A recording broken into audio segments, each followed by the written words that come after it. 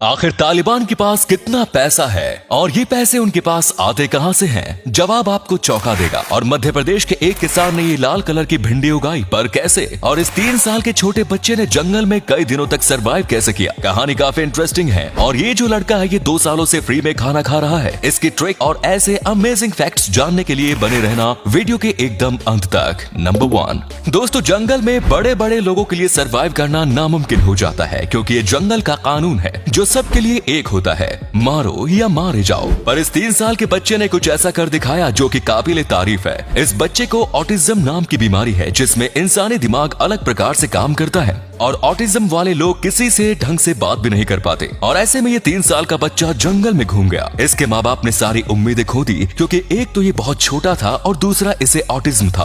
पर अनहोनी को होनी कर देता है चमत्कार, और किसी चमत्कार से ये बच्चा जंगल से सही सलामत मिल गया। ये काफी शॉकिंग था उनके माँ बाप के लिए, क्योंकि इस बच्चे को बस थोड़ी खरोच आई थी और बाकी ये सही सलामत था। ये कई दिनों तक जंगल में था और फिर भी बिना खाए और पानी के इसने कैसे अपनी जान बचाई ये कोई नहीं जानता। ये सब ऑस्ट्रेलिया के जंगल में हुआ और इसके पिता एंटनी एफलाक ने कहा कि ये एक मिरेकल है। वैसे अक्सर ऑटिज्म से जूझ रहे बच्चे ऐसे ही अनबिलीवेबल कारनामे कर देते हैं। नंबर 2, दोस्तों जापान टेक्नोलॉजी में कितना आगे है ये तो हम सबको पता ही है। दोस्तों जापान में आए दिन ऐसी ऐसी चीजें बनाई जाती हैं जो लोगों के होश उड़ा दे। आपने मछलियों को पानी में तैरते देखा होगा, पर क्या आपको पता है कि जापान में रोबोटिक फिश बनाई जाती है? यानी कि ऐसी मछली जो असलियत में मछली है ही नहीं, जैसे आप इस वीडियो में देख सकते हैं। ये बिल्कुल किसी आम मछली की तरह ही तैर रही है, पर ये रोबोट है, इसे खाने की जरूरत नहीं होती। ये एक परफेक्ट पेट है। आलसी लोगों के लिए ये बिल्कुल ऐसे तैरती है और ऐसे ही बिहेव करती है जैसे कि वो एक असली मछली हो। ये बात हमें ये बताती है कि हम रोबोटिक दुनिया में जाने से ज्यादा दूर नहीं। ऐसे इन्वेंशन के साथ जल्द ही ऐसे रोबोट आ जाएंगे जो हमारी जगह ले लेंगे। इस बात पर आपके क्या विचार है कमेंट्स में जरूर बताएं। नंबर 3, दोस्तों अभी हम आपको भारत के एक ऐसे वीर की कहानी बताएंगे जिसके बारे में आप शायद पहली बार सुनेंगे। रविंद्र कौशिक। अगर आपने इस नाम को पहली बार सुना है तो अब से आपको इन पर गर्व होने लगेगा। इन्हें सब लोग द ब्लैक टाइगर के नाम से जानते हैं। ये भारत के जासूस थे और पाकिस्तान चले गए। वहाँ जाके इन्होंने पाकिस्तान मिलिट्री में जगह ली और वहाँ के मेजर बन गए। पाकिस्तान में शादी कर ली और बिल्कुल पाकिस्तान के नागरिक की तरह रहने लगे। पर इन्होंने अपने जितने दिन पाकिस्तान में बिताए उतने दिन अपने देश के बारे में ही सोचा। इनकी मौत से पहले इन्होंने करीब 40,000 सैनिकों की जान बचाई, और जब पाकिस्तानी आर्मी को इन सब का पता चला तो इन्हें पकड़ लिया गया। इन्हें बहुत बुरी तरीके से टॉर्चर किया गया। फिर भी इन्होंने भारत के बारे में एक भी चीज नहीं बताई। इनकी डेड बॉडी भारत में भी नहीं आई। पर इस वीर जिसके बारे में कोई नहीं जानता, उसके लिए हमारी तरफ से सैल्यूट है। नंबर 4, दोस्तों तालिबान के पास कितना पैसा है और ये पैसे उनके पास कहां से आते हैं? आपको लग रहा होगा कि तालिबान बस एक लोकल ग्रुप है और ज्यादा पैसे वाला नहीं, पर आप जान के हैरान हो जाएंगे कि तालिबान पिछले कई सालों से ही काफी फाइनेंशियली स्टेबल है।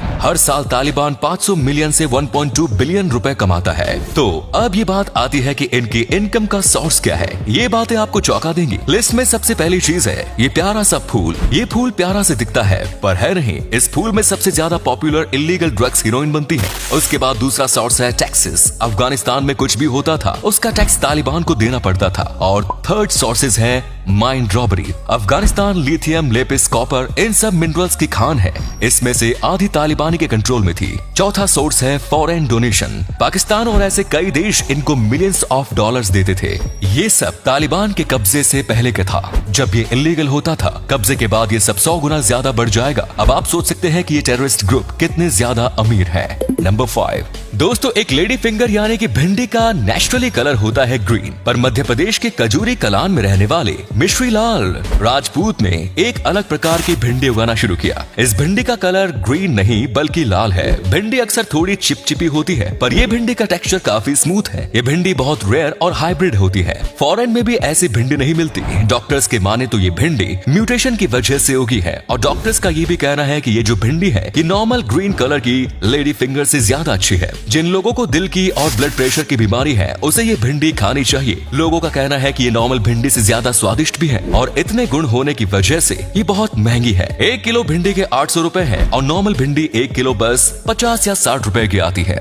नंबर 6, साउथ वेल्स में रह रहे 25 साल के जॉर्डन के हाथ में एक ऐसी ट्रिक लग गई थी जिसकी वजह से वो पिछले 2 साल से फ्री में खाना खा रहे थे। जॉर्डन दरअसल एक मिडिल क्लास फैमिली से है और वो वेल्स में अपनी पढ़ाई के लिए आए थे, पर यहाँ के घर का रेंट, कॉलेज की फीस, सब कुछ इतना महंगा हो जाता था कि ये सब मैनेज नहीं कर पाते थे। इन्होंने वहाँ पार्ट टाइम जॉब भी शुरू कर दी, पर उसके बाद भी पैसे पूरे नहीं हो रहे थे। इन्हें कई दिन बिना खाने के रहना पड़ता था और ये अकेले नहीं थे, वहाँ कई ऐसे लोग थे जो सेम समस्या से गुजर रहे थे और तभी इनके हाथ कमाल की ट्रिक लगी। वहाँ पे एक कैसीनो था जहाँ की मेंबरशिप फ्री थी और उसके बाद एसोसिएटेड एक चाइनीज रेस्टोरेंट था और इसीलिए उन्होंने फ्री में मेंबरशिप ली, जिसकी वजह से वो एक टाइम के लिए कुछ भी खा सकते थे और इसीलिए ये हमेशा 4 बजे वहां जाते थे और बहुत कुछ खा लेते थे। आप कह सकते हो कि वो एक टाइम में 4 प्लेट जितना खाना खा लेते थे और फिर उन्हें पूरे दिन भूख नहीं लगती थी। ऐसे करके इन्होंने अपने और बाकी बच्चों के भी पैसे बचा लिए। ये ट्रिक से वो पेट भरकर खाना खा सकते हैं। नंबर 7, दोस्तों कई देश में कई अजीबोगरीब गेम्स खेले जाते हैं जो काफी अजीब पर मजेदार होते हैं, जैसे कि आप शायद ना जानते हो, पर फिनलैंड में एक वाइफ कैरिंग कंपटीशन होता है जिसमें आपको अपनी पत्नी को पीठ पर उठा के रेस कंप्लीट करनी पड़ती है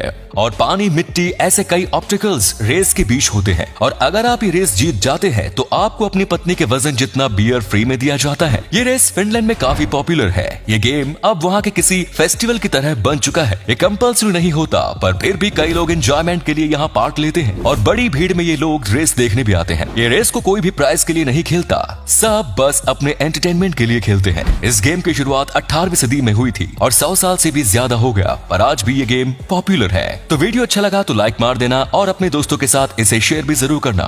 वीडियो को देखने के लिए धन्यवाद।